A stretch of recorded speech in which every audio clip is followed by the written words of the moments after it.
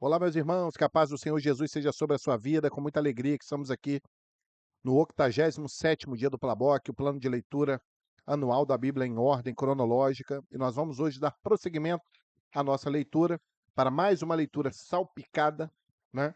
Então, nós vamos seguir a seguinte sequência, segundo livro de Samuel, capítulo 5, versos de 1 a 5. Depois vamos para o primeiro livro das Crônicas, capítulo 11, versos de 1 a 3. Depois vamos saltar para o capítulo 12 de 1 Crônicas, capítulo 12, versos 23 a 40. Depois voltaremos para o segundo livro de Samuel, capítulo 5, versos de 6 a 16. E retornando para o primeiro livro das Crônicas, capítulo 11, agora dos versos 4 a 9. Tá bom? Então, é só uma observação, né? Essas salpicadas normalmente acontecem de que forma? Quando nós temos vários relatos de uma mesma passagem, né? Então, por isso que normalmente nós estamos vendo, principalmente aqui na época dos reis, né? Na época da monarquia aqui, nós vemos essas salpicadas, essas puladas. Então, porque normalmente um fato ele é descrito ali no livro de Samuel, também no livro das Crônicas, né? Algumas talvez até também no livro dos reis, né? Devemos ver isso um pouco mais à frente, tá bom? Então, vamos orar, vamos pedir a Deus uma bênção. Eu já te peço que você se inscreva no canal, que você clique ali no sininho e ative as notificações para que você não perca nenhuma novidade, tá certo? Quando houver vídeo novo no canal, você receberá aí a notificação. Nós também temos o link do grupo exclusivo do WhatsApp, onde nós também postamos os links, né? Porque às vezes também eh, os inscritos do canal eles não recebem ali as notificações. Então, mas ali no nosso grupo exclusivo do WhatsApp, nós postamos ali o link de todos os vídeos, né? Também ali a nossa playlist com todos os vídeos da série do Plaboc, tá bom?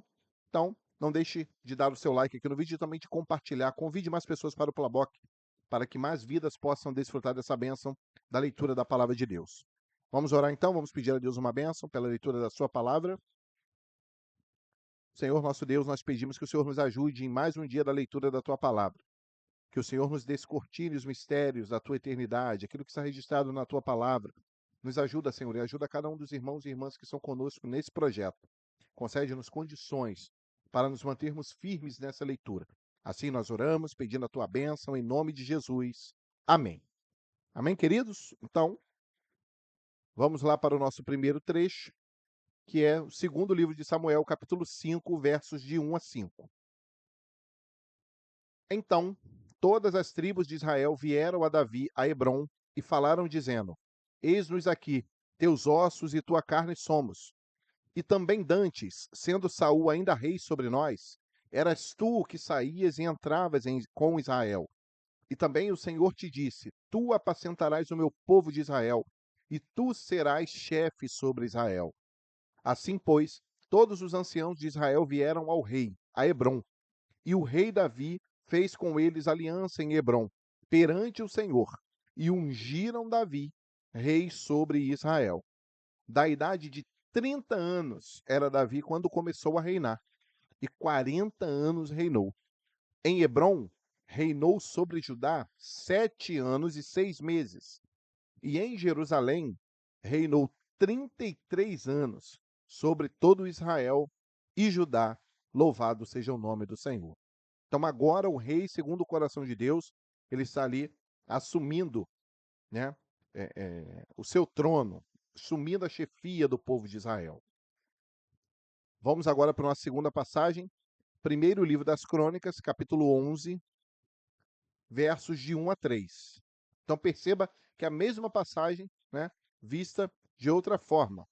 Então todo Israel se ajuntou a Davi em Hebrom, dizendo: Eis que somos teus ossos e tua carne. E também já dantes, sendo Saul ainda rei, eras tu que fazias sair e entrar a Israel. Também o Senhor teu Deus te disse: Tu apacentarás o meu povo de Israel, e tu serás chefe sobre o meu povo de Israel. Também vieram todos os anciãos de Israel ao rei em Hebrom, e Davi fez com eles aliança em Hebrom, perante o Senhor, e ungiram Davi rei sobre Israel, conforme a palavra do Senhor, pelo ministério de Samuel. Então aqui é a validação da profecia, né? Então, quando de fato um profeta ele fala, isso acontece, isso se cumpre, isso se concretiza, tá certo? Agora indo para a nossa próxima passagem, primeiro livro das Crônicas, capítulo 12, nós vamos ler dos versos 23 ao verso 40. Ora, este é o número dos chefes armados para a peleja que vieram a Davi em Hebrom, para transferir a ele o reino de Saul, conforme a palavra do Senhor. Dos filhos de Judá, que traziam rodela e lança, 6.800 armados para a peleja. Dos filhos de Simeão, varões valentes para pelejar, 7.100.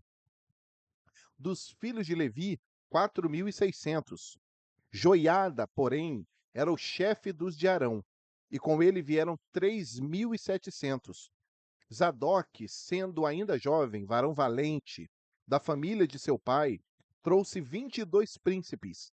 E dos filhos de Benjamim, irmãos de Saul, vieram 3.000, porque até então havia ainda muitos deles que eram pela casa de Saul. Dos filhos de Efraim, 20.800 varões valentes, homens de nome em casa de seus pais. Da meia tribo de Manassés, 18.000, que foram apontados pelos seus nomes para vir a fazer rei a Davi. Dos filhos de Isacar, destros na ciência dos tempos, para saberem o que Israel devia fazer, 200 de seus chefes e todos os seus irmãos que seguiam a sua palavra. De Zebulon, dos que saíam ao exército, ordenados para a peleja com todas as armas de guerra, 50.000, também destros, para ordenarem uma batalha com o coração constante. De Naphtali, 1.000 capitães e com eles 37.000, com rodela e lança. Dos danitas, ordenados para a peleja, 28.600. De Azer, dos que saíam para o exército, para ordenarem a batalha, 40.000. Da banda da além do Jordão, dos Rubenitas e Gaditas, e da meia tribo de Manassés, com toda a sorte de instrumentos de guerra para pelejar, 120.000. Todos esses homens de guerra, postos em ordem de batalha, com coração inteiro, vieram a Hebrom para levantar a Davi sobre todo o Israel. E também todo o resto de Israel tinha o mesmo coração para levantar a Davi rei. Estiveram com Davi 3 dias, comendo e bebendo, porque seus irmãos lhes tinham preparado as provisões, e também seus vizinhos de mais perto, até Issacar e Zebulon e Naphtali, trouxeram pão sobre jumentos, e sobre camelos, e sobre mulos, e sobre bois, provisões de farinha, passas de figos, e cachos de passas, e vinho, e azeite, e bois, e gado miúdo em abundância, porque havia alegria em Israel. Louvado seja o nome do Senhor. Né? É isso que acontece quando a vontade de Deus ela prevalece, né?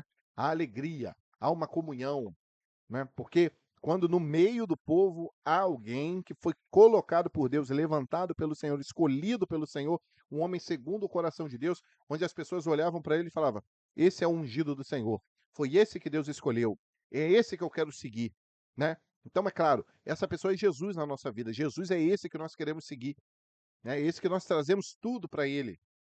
Mas também há também a liderança que está segundo o coração de Deus, uma liderança que é fiel ao Senhor, aos preceitos do Senhor, né? Que também onde o rebanho, né, onde aqueles liderados olham para ele e veem que nele está o Espírito Santo de Deus. Então vamos seguir para a próxima passagem, segundo Samuel, né? Vamos voltar lá para o capítulo 5. Agora vamos ler do 6 até o 16. E partiu o rei com seus homens para Jerusalém, contra os jebuseus que habitavam naquela terra, e que falaram a Davi, dizendo: não entrarás aqui, a menos que lances fora os cegos e os coxos, querendo dizer: não entrará Davi aqui. Porém, Davi tomou a fortaleza de Sião. Esta é a cidade de Davi. Porque Davi disse naquele dia: qualquer que ferir os jebuseus e chegar ao canal, e aos coxos e aos cegos, que a alma de Davi aborrece, será cabeça e capitão. Por isso se diz: nem cego nem coxo entrará nesta casa. Assim habitou Davi na fortaleza, ele chamou a cidade de Davi. E Davi foi edificando em redor, desde Milo até dentro. E Davi se ia cada vez mais aumentando e crescendo, porque o Senhor, Deus dos exércitos, era com ele. E Hirão, rei de Tiro, enviou mensageiros a Davi, e madeira de cedro, e carpinteiros, e pedreiros, que edificaram a Davi uma casa. E entendeu Davi que o Senhor o confirmava rei sobre Israel, e que exaltara o seu reino por amor do seu povo. E tomou Davi mais concubinas e mulheres de Jerusalém, depois que viera de Hebrom, e nasceram a Davi mais filhos e filhas. E estes são os nomes dos que nasceram em Jerusalém: Samua, Sobabe, Natã e Salomão, e Ibar, e Elisua, e Nefeg, e Jafia, e Elisama, e Eliada, e Elifelete. Então, são dois, assim, são dois versículos que são muito lindos, né? Primeiro, Davi ele entendia. Então perceba o seguinte: Davi ele entendeu que o Senhor confirmara a sua vida como rei sobre Israel e que exaltara o seu reino, mas por amor do povo do Senhor. Davi ele tinha esse conhecimento, ele tinha isso era claro para Davi, que tudo que Deus estava fazendo era por causa do concerto que Deus havia feito, né, com Abraão, com Isaac, com Jacó. Então Davi ele tinha isso em mente. A fidelidade de Deus era a sua própria palavra, ao seu próprio concerto, aquilo que ele jurou ali aos patriarcas. Então, o que Davi estava querendo dizer indiretamente? Que o mérito não era dele. Não era porque ele era bom, não era porque ele era uma pessoa excelente, porque ele era erudito, nada disso. Mas o merecimento direto não era dele. Mas Deus estava confirmando porque Deus tinha um compromisso com a sua palavra. E pela misericórdia, o Senhor usa Davi. Davi tinha conhecimento disso. Pela misericórdia do Senhor, ele era esse instrumento para que o amor de Deus ao seu povo fosse demonstrado. Então, no serviço de Davi, naquilo que ele fazia que prosperava e que abençoava o povo, o nome do Senhor era glorificado. E é assim, meus irmãos, que nós exaltamos o nome do Senhor na nossa vida. Então, Deus, às vezes, ele prospera uma coisa que você faz, né, onde você coloca a mão, porque ele ama o seu povo. Nem sempre é o seu merecimento, é a sua capacidade, mas é simplesmente você e eu sendo instrumentos nas mãos de Deus para que a bênção chegue até o seu destino. E Davi ele entendeu isso, né? Então, ele entendeu que o Senhor amava o seu povo e que Deus tinha um compromisso com a sua palavra. Deus tem um compromisso com a sua palavra. É por isso que o servo de Deus precisa usar a palavra. Usar a palavra de Deus, porque Deus ele tem compromisso com a sua palavra, não com a minha opinião, não com aquilo que eu acho, mas quando sai da minha boca a palavra, aí Deus tem compromisso com ela. Aí a palavra é eficaz. Aí a palavra não volta vazia. Porque não é a minha palavra, não é a minha opinião, não é o meu achismo, né? Não é a minha razão humana, mas é a palavra que o Espírito Santo ele nos revela. E aí existe o fruto. Isso é que é importante, né? Então Davi está com o seu reino confirmado ali. E ali nascem mais filhos, mais filhas, enfim. Davi ele prospera sobremaneiramente e ele entende que aquilo ali era a confirmação de Deus ali sobre o seu reino por amor ao povo do Senhor. Amém? Que maravilha, né? Que maravilha. Agora vamos para o último trecho, né? A nossa última passagem. Primeiro livro das Crônicas, capítulo 11. Mas agora vamos ler os versos de 4 a 9. Então vocês vão perceber que as passagens elas são correlatas. Uma ou outra possui o quê? Um detalhe a mais, um detalhe a menos, uma explicação aqui, uma profundidade ali. E partiu Davi e todo Israel para Jerusalém, que é Jebus, porque ali estavam os jebuseus, moradores da terra. E disseram os moradores de Jebus a Davi: Tu não entrarás aqui. Porém, Davi ganhou a fortaleza de Sião, que é a cidade de Davi. Porque disse Davi: Qualquer que primeiro ferir os jebuseus será chefe maioral. Então Joabe, filho de Zeruia, subiu primeiro a ela, pelo que foi feito chefe. E Davi habitou na fortaleza, pelo que se chamou a cidade de Davi. Então a cidade de Davi não era em si toda a cidade, era apenas a fortaleza ali que foi tomada e que ali depois virou a ser ali o centro do reino ali de Davi, né? A sua morada, enfim, o seu castelo, aquela área. E edificou a cidade ao redor, desde Milo até completar o circuito.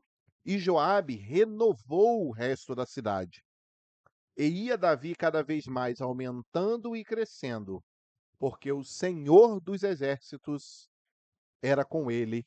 Louvado seja o nome do Senhor. Então, queridos, isso é maravilhoso para nós. E a única lição assim que eu queria deixar aqui rapidamente é a seguinte: Deus fez a promessa, ele vai cumprir no momento certo. Então, olha só quanto tempo Davi ele ainda lutou, quanto tempo Davi ele esperou, depois do momento que ele foi ungido, até ele ser ali de fato, né, colocado no seu posto de rei. É muito tempo, mas ele se manteve fiel ao Senhor. Perceba que, apesar da sua unção, porque ele já tinha sido ungido, não foi uma promessa que ele ia ser ungido, ele já foi ungido. Samuel foi lá na sua casa, né, passaram seus 7 irmãos, ele foi o 8º e ele foi ungido rei. Então ali ele estava ungido. Mas perceba que Davi, ele jamais colocou ali como alvo o seu cargo, sua função. Percebeu isso? Davi simplesmente continuou servindo ao Senhor. Então isso não é uma lição maravilhosa? Isso não é uma lição maravilhosa? Quem fez de Davi rei foi o povo. Foram as pessoas que olharam para ele e viram a unção nele. Mas viram como? Baseado nos seus atos, nas suas atitudes, nos seus frutos. Então, da mesma forma, se eu, você, qualquer um de nós tiver um cargo, que nós possamos entender que nós continuamos sendo servos. Que à medida que nós servirmos, mais nós vamos ser vistos, e avaliados e valorizados com o nosso cargo ou com a nossa função. Vocês entenderam? Então continue servindo, meu irmão. Não se prenda ao seu cargo, não se prenda ao título do seu cargo, ao título que você carrega. Se você é pastor, se você é presbítero, se você é líder de ministério de louvor, se você é líder disso, se você é líder daquilo, não importa, não se prenda a isso. Apenas continue servindo ao Senhor. É claro que existem atitudes que são inerentes a quem está numa posição de liderança, mas continue servindo, né? Porque é assim que o evangelho faz. O evangelho diz o quê? Que o maior é o que serve. O maior é o que serve. Então nós fomos chamados para servir a Deus, para servir a nossa congregação, para servir a nossa família, para servirmos uns aos outros. Então, no mundo em que as pessoas querem ser servidas, Jesus nos chama a servir. Jesus nos chama a servir. Pense nisso. Reflita nisso. Olhe para dentro de si e reflita. Eu estou servindo ou estou querendo ser servido? Pense nisso. Reflita e deixe que o Senhor, ele certamente há de aperfeiçoar o seu chamado, o meu chamado, e o nome dele vai ser glorificado na tua vida, no teu chamado, à medida que você fizer como João Batista, Senhor, que eu cresça e que Cristo, né, ou melhor, que eu diminua e que Jesus cresça. Até mesmo porque a palavra diz que aquele que cresce, o Senhor o abate. A soberba, quem é soberbo, o Senhor o abate. Então que nós possamos tomar essa posição. Senhor, que a cada dia eu sirva, para que Jesus ele possa crescer. Porque eu servindo, Jesus é servido. Eu servindo a Deus, servindo a Jesus, servindo ao Espírito Santo, servindo a minha congregação, servindo a minha família, servindo aos meus vizinhos, sendo útil, né, naquilo que o Senhor me chamou, sendo útil praticando o Evangelho de Jesus na minha vida. Amém? Então aqui nós encerramos a nossa leitura de hoje. que você possa colocar aqui nos comentários do vídeo qual versículo da leitura de hoje mais te impactou. Qual é a lição que o Espírito Santo te ensinou hoje? Deixa aqui para a gente, para que a gente possa construir o nosso conhecimento juntos. Compartilhe com a gente, tá bom? Então, nós vamos agora orar, sempre lembrando que você não deixe de se inscrever no canal, por favor. Isso é muito importante para nós, que você deixe o seu comentário, que você deixe o seu like, para que o YouTube entenda que esse conteúdo é relevante e assim possa levar para mais e mais pessoas a palavra de Deus. Tá bom? Então vamos orar, vamos pedir, agradecer, né, a Deus pela bênção da leitura de hoje. Senhor, muito obrigado pela leitura de hoje. Te louvamos porque até aqui o Senhor nos tem sustentado, nos ajudado. O Senhor tem, Senhor, consolado os nossos corações e nos dado condições de nos manter firmes nesse propósito de lermos a Tua palavra durante todo o ano. Te damos graças por tudo que o Senhor tem feito a nós, em nome de Jesus. Amém. Amém, queridos? Que Deus abençoe sua vida, seu trabalho, a sua família, a sua saúde, o seu ministério, a sua congregação e quem tudo na nossa vida. O nome do Senhor seja glorificado. Que Deus os abençoe grandemente e até o nosso próximo dia de leitura. A paz do Senhor Jesus.